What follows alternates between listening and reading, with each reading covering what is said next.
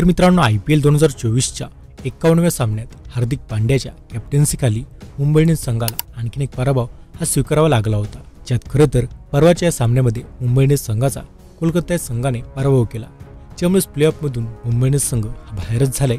पण अशात या सामन्यात पाहिलं तर रोहित शर्माला इम्पॅक्ट प्लेअर म्हणून खेळवलं गेलं। त्यामुळेच आता असं म्हटलं जाते की हार्दिक पांड्याने रोहित शर्माला इम्पॅक्ट प्लेअर बनवत एक डाव साधलाय। मग अशात हे खरं आहे का?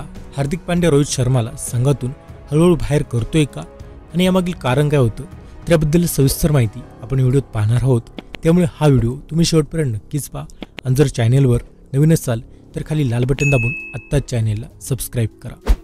तर खरं तर हार्दिक पांड्याने रोहित शर्माला वानखेडेच्या स्टेडियमवर इम्पॅक्ट प्लेअर म्हणून उतरवलेलं, त्यामुळेच रोहित शर्मा फिल्डिंगसाठी आला नाही तर तो डायरेक्ट ओपनिंगसाठी आला।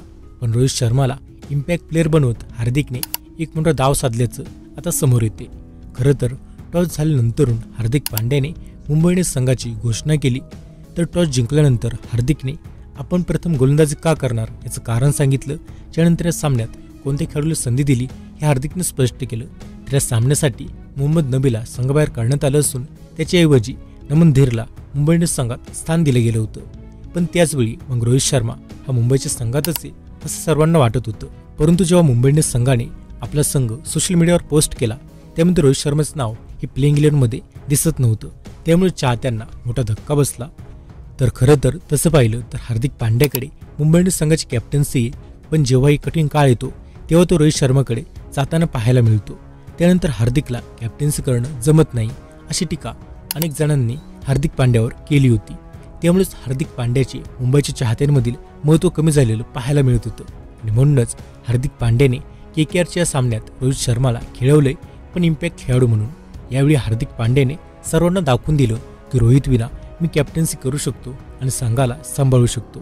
तर हार्दिकने याचबरोबर रोहित शर्माला संघातून हळूहळू बाहेर काढण्याचा डावसुद्धा साधला असं म्हटलं जाते, कारण रोहित शर्मा जर फिल्डिंगला आला नाही तर एकतर त्याला टीव्हीवर दाखवणं निश्चित कमी होईल, आणि दुसरी गोष्ट म्हणजे त्याचं मुंबई इंडियन्स संघाच्या खेळाडूंशी जास्त संपर्क हा राहणार नाही।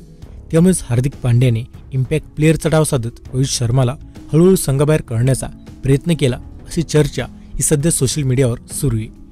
पण अशात खरंच हार्दिक पांड्याचा यामागे कुठलाही डाव आहे का याबद्दल बोललो तर हे खरं नाहीये।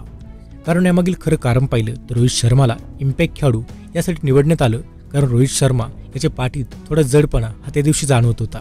त्यामुळेच कुठलीही दुखापत होऊ नये, कारण वर्ल्ड कप हा आता थोड्याच दिवसात सुरू होणार आहे, त्यामुळेच कुठलीही रिस्क ही न घेता रोहित शर्माला इम्पॅक्ट प्लेअर म्हणून खेळवलं गेलं।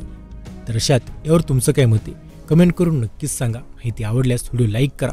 आणि मित्रांनो, याशिवाय T20 वर्ल्ड कपमध्ये भारतीय संघाचे व्हाईस कॅप्टन हार्दिक पांड्याला का बनवलं गेलं यामागची सविस्तर माहिती तुम्हाला पाहायची असेल तर आमचा हा व्हिडिओ नक्कीच पहा।